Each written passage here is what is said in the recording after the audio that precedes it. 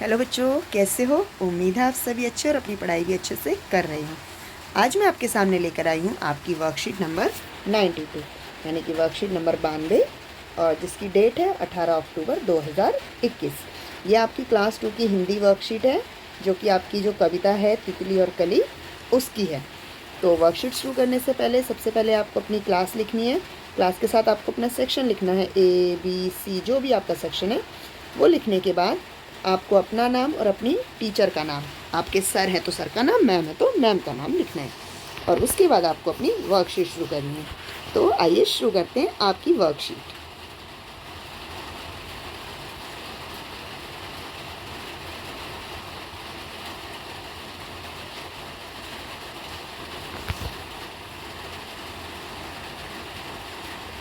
चलिए शुरू करते हैं आपकी वर्कशीट। नमस्ते प्यारे बच्चों, आशा करते हैं कि आप सभी स्वस्थ और खुश होंगे।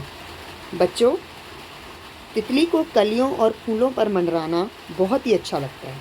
चलिए जानते हैं कि तितली किस समय कलियों और फूलों पर जाती है। तो तितली जो होती है वो फूलों पर ही आपने ज़्यादातर देखी होगी या बहुत सुंदर सा गार्डन हो वहाँ पर आपको दिखाई देती है।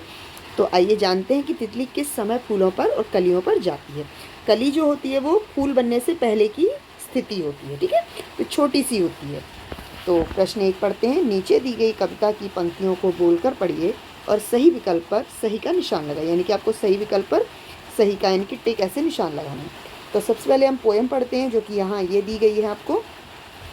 रोज सवेरे आती तितली, कली कली पर जाती तितली, रंग बिरंगे पंख फैलाकर लगती प्यारी प्यारी तितली। तो तितली जो होती है वो सुबह सुबह पेड़ पौधों पर जाती है, कलियों फूलों पर जाती है और वो रंग बिरंगी होती है। तो सभी को पता है कि बहुत कलरफुल होती है और बहुत सुंदर लगती है सभी को, ठीक है। तो इसका पहला प्रश्न ये है, देखते हैं पहला प्रश्न क्या है।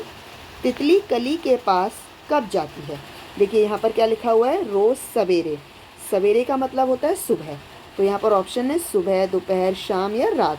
तो सही ऑप्शन है सुबह, ठीक है। अगला है आपका बच्चों, ये सेकेंड नंबर का क्वेश्चन है आपका। बच्चों, आप सुबह होने का अंदाज़ा कैसे लगाओगे? हम सुबह होने का अंदाज़ा कैसे लगाते हैं? हम जनरली इस तरीके से लगाते हैं कि सुबह सूरज निकलता है और रात में चांद निकलता है, तो हमें दिन और रात का पता इस तरीके से चलता है। तो इसमें ऑप्शंस देखते हैं कैसे पता लगाते हैं।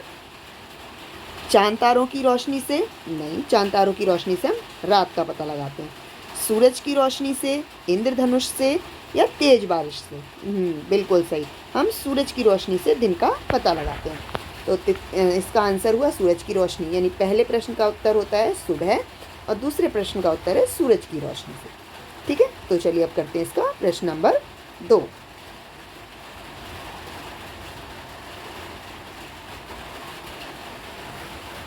प्रश्न नंबर 2। बच्चों, हर चीज़ में कोई ना कोई महक या गंध होती है। महक जो होती है वो अच्छी खुशबू को कहते हैं और गंध जो है वो गंदी महक को कहते हैं, ठीक है। तो अच्छी लगने वाली महक को सुगंध और बुरी लगने वाली महक को दुर्गंध कहते हैं, ये इसके दूसरे नाम हैं। आइए नीचे दी गई चीज़ों को आप अपनी पसंद और नापसंद के महक के अनुसार तालिका में लिखिए। अब यहाँ पर कुछ चीज़ें दी गई हैं, इसमें आपको बताना है कि किसकी महक आपको अच्छी लगती है और किसकी बुरी। जैसे समोसे की महक, ख़राब केला, पसीना, पसीने या हलवे। तो इसमें से कौन सी महक आपको पसंद है वो इस तरफ लिखनी है और जो नहीं पसंद है वो इस तरफ लिखनी है।